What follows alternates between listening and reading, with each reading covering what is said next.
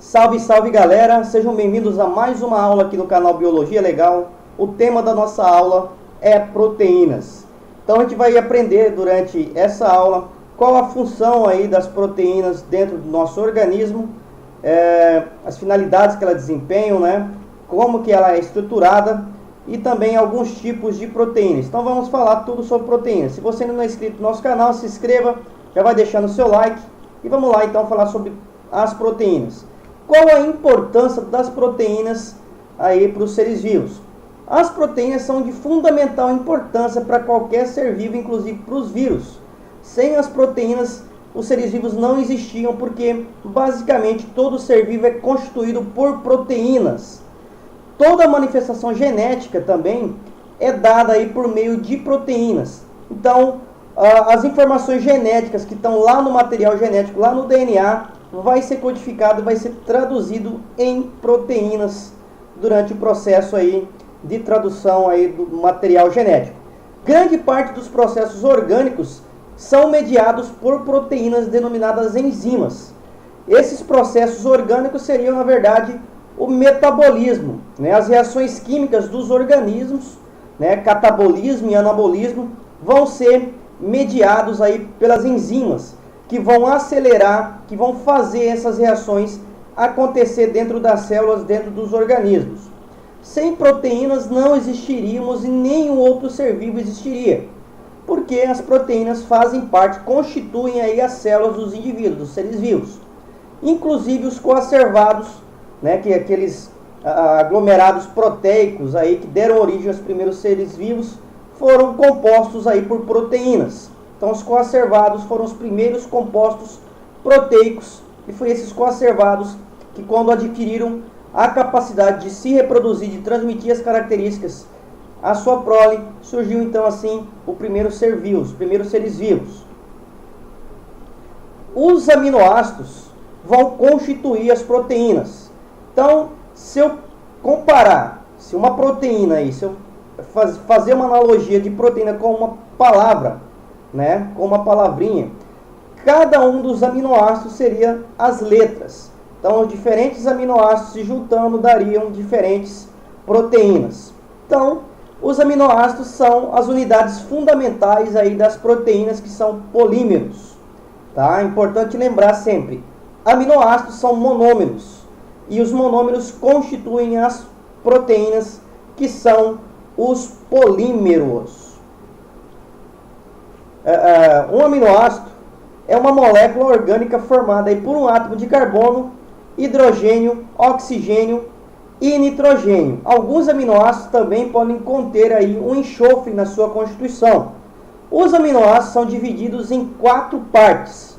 Um grupo amina, que é o NH2, um grupo ácido carboxílico, que é o grupo aí COOH, e o hidrogênio, o carbono alfa, né? Todos os diferentes grupos aí se ligam a ele, né? E um substituinte aí característico de cada aminoácido vai ser aí o radical, que vai diferir de um aminoácido para outro. Então, basicamente, todos os aminoácidos vão ter essa estrutura.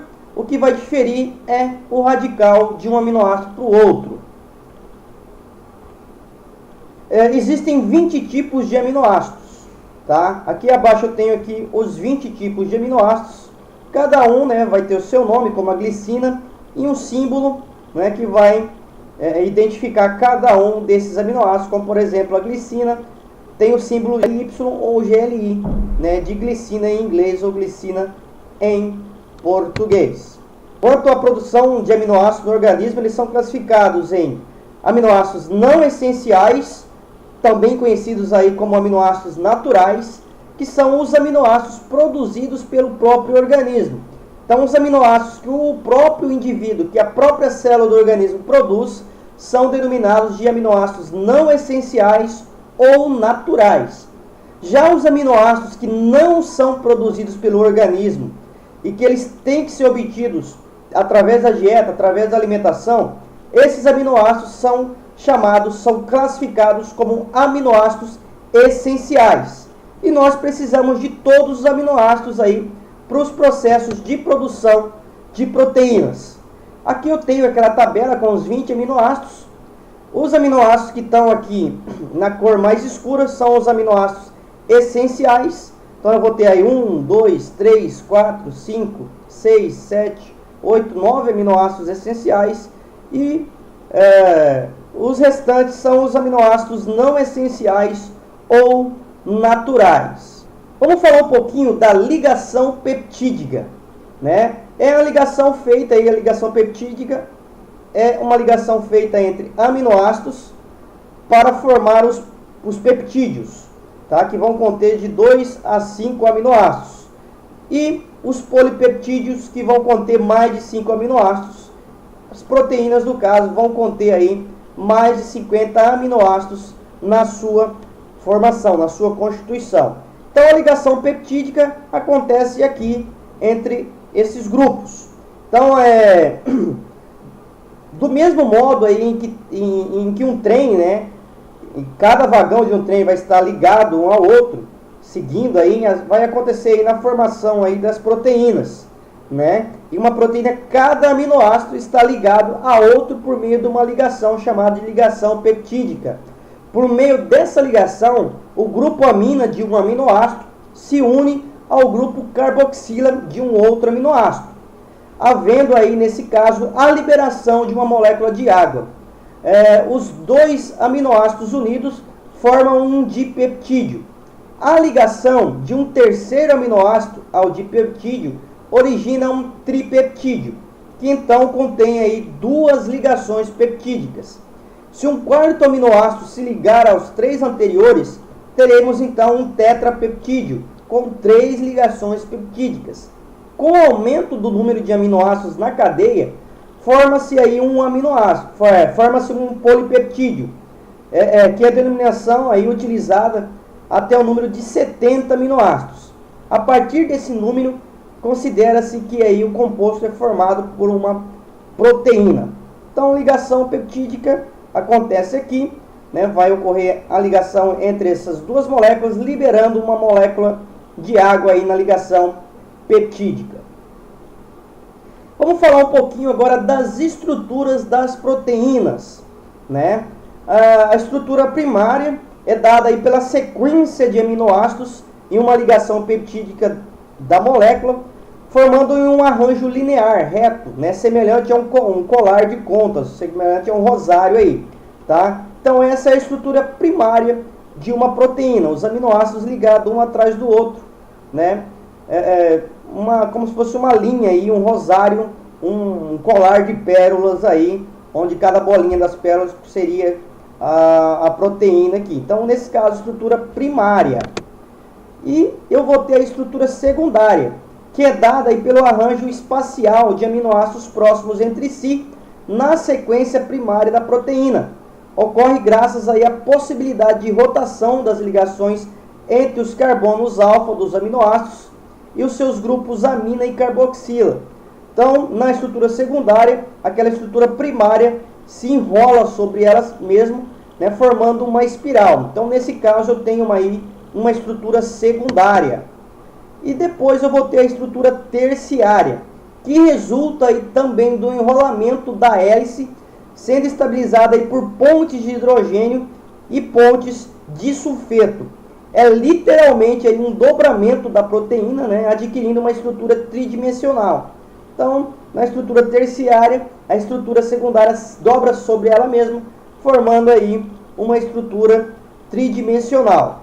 Depois eu vou ter a estrutura quaternária, né? Algumas proteínas podem ter duas ou mais cadeias polipeptídicas em estrutura tridimensional. Então, nesse caso, eu tenho duas estruturas polipeptídicas que se juntam, né, formando aí uma estrutura quaternária das proteínas.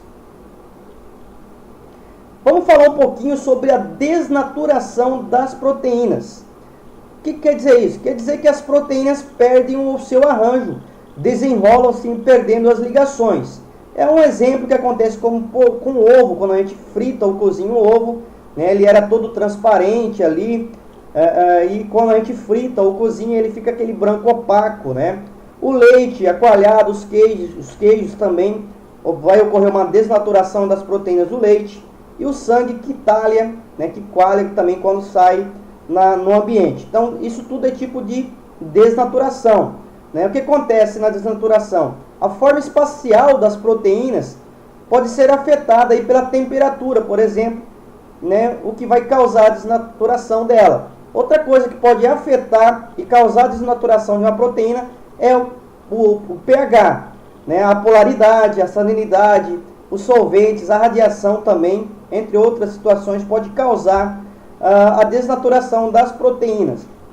Tem um mito que a gente ouve falar muito, que as proteínas, em geral, quando elas desnaturam, elas não voltam à sua estrutura primária, à sua estrutura natural, não naturalizariam novamente. Isso é um mito, né? Nem todas as proteínas, quando desnaturam, ficam daquele jeito. O ovo é um exemplo, desnaturou, beleza, ele não vai voltar. Mas algumas proteínas podem sim renaturar novamente. Um exemplo, o cabelo. A pessoa que vai lá e faz chapinha no cabelo, o cabelo era meio enrolado, encaracolado, ele fica liso. Por quê? Ocorreu a desnaturação daquela proteína do cabelo. Porém, quando esse cabelo é hidratado novamente, é molhado, o que acontece? Ele volta a enrolar novamente, ocorrendo aí a renaturação daquela proteína. Então, nem toda proteína, quando é desnaturada, fica daquele jeito. Algumas proteínas podem voltar à sua estrutura normal, sua estrutura natural. Vamos falar um pouquinho sobre as funções das proteínas, né? Sem as proteínas, a vida na Terra não brotaria, não existiria, né? As proteínas desempenham diversas funções nos mais variados ambientes de seres vivos, nos mais variados seres vivos. Então, eu vou ter as funções catalíticas da proteína. Essa função catalítica acelera as reações. É um exemplo que acontece aí com a amilase, né, que faz aí a hidrólise do amido, que quebra o amido em partículas menores. Eu vou ter também as funções de proteínas transportadoras, que faz o transporte aí diversos componentes. Exemplo aí, as lipoproteínas que transportam o colesterol e a hemoglobina que transporta o oxigênio pelo sangue. Tudo proteínas transportadoras. Eu vou ter também proteínas com função de reserva, que guardam e contêm aminoácidos essenciais para o desenvolvimento dos animais. Exemplo, a caseína no leite da vaca e a albumina nos ovos das aves.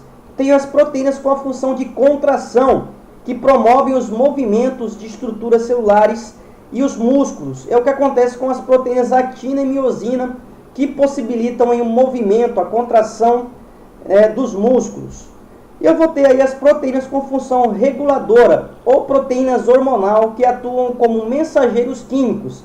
É um exemplo a insulina, né, que guarda a glicose, e a adrenalina também, que desempenha funções hormonal aí no nosso organismo.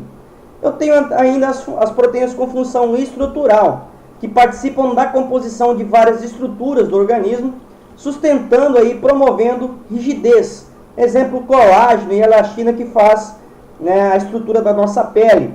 Tenho as proteínas com função de defesa e proteção, que promovem a defesa do organismo contra micro-organismos e substâncias estranhas. Exemplos aí, a imunoglobulinas, que são chamados aí os nossos anticorpos. Eu tenho também as proteínas com função genética, que atuam aí se envolvendo com os ácidos nucleicos para dar conformação aí, o caso aí, nesse caso da genética, as proteínas com função genética é as nucleoproteínas, que têm a função genética. Vamos falar um pouquinho das enzimas. As enzimas são proteínas catalisadoras, ou seja, são proteínas que aumentam a velocidade das reações sem sofrerem alteração nesse processo. A função é viabilizar a atividade das células, quebrando moléculas ou juntando as moléculas para formar novos compostos. Observação importante: nem todas as enzimas têm natureza proteica. Existem grupos de enzimas formadas por RNA, chamados aí de ribosinas. Os componentes de uma reação enzimática. Para que ocorra uma reação enzimática, eu vou ter que ter, logicamente, a enzima, né, que é a proteína catalisadora. Além disso, eu vou ter que ter o substrato, que é o objeto, o local, a substância em que a proteína irá atuar fazendo a modificação. E depois eu vou ter o produto que é o produto dessa reação. Então aqui eu tenho uma enzima mais o substrato. O substrato se liga ao sítio ativo da enzima, ocorrendo a quebra aí dessa substância, né, formando o produto. No final da reação, a enzima vai estar pronta para agir novamente, continuando a sua atividade metabólica e atividade enzimática. As enzimas possuem um sítio ativo, que corresponde geralmente a uma cavidade da molécula da enzima, com um ambiente químico muito próprio. O substrato entra no sítio ativo e liga-se a essa enzima, dando início, então, às reações. As enzimas vão ter os cofatores e as coenzimas, que são moléculas proteicas, respectivamente inorgânicas, formadas aí por íons metálicos, e orgânicas, formadas por vitaminas, que são indispensáveis para o funcionamento das várias enzimas, como, por exemplo, a hemoglobina, que vai ter aí o ferro, né, fazendo parte dessa substância, dessa proteína. Para operar, as enzimas necessitam aí de um ambiente favorável, como um pH, uma temperatura, quantidade de substrato. Nesses casos, considerado ótimo. pH ótimo, a temperatura ótima, o substrato ótimo. Caso contrário, a atividade dessa enzima vai ser inibida. O inibidor é qualquer fator que possa reduzir ou cessar, fazendo a desnaturação da proteína, né, fazendo cessar a reação enzimática. A inibição pode ser reversível, né, na presença de substâncias, ou irreversível, quando ocorre o aquecimento excessivo, né, como por exemplo o ovo aqueceu excessivamente, ele desnatura, um processo irreversível, né, mas no caso eu estou falando aqui das enzimas. Quando tem a presença de uma substância, se mudar a quantidade de substância, pode voltar a ter atividade enzimática. Já quando tem o aquecimento do ambiente, a enzima é desnaturada e não volta mais a desempenhar suas funções. É importantíssimo saber dessa questão do aquecimento aí, o caso da febre no organismo, né, que quando aumenta muito a temperatura do organismo, pode desnaturar as enzimas do organismo, levando as células, o organismo parar de realizar as atividades metabólicas, levando assim à morte. Então é importante aí combater o aumento da temperatura aí, tomando os medicamentos para baixar e manter a temperatura do organismo sempre dentro daquela temperatura ótima. Então aqui eu tenho um gráfico, né, mostrando a atividade metabólica, aqui com 100%, e o aumento da temperatura. Em torno dos 40 graus, a enzima vai estar na sua atividade máxima, né, a temperatura ótima. Abaixo diminui, né, abaixo dessa temperatura a atividade metabólica diminui, a atividade enzimática diminui, e acima também acaba diminuindo, inclusive cessando a atividade aí com desnaturação da proteína. Muito bem, pessoal, essa foi a nossa aula aí sobre proteínas. Espero que vocês tenham gostado. Já deixa seu like, se inscreve, deixa seu comentário aí, compartilha com seus amigos nas redes sociais. Um forte abraço e até a nossa próxima aula.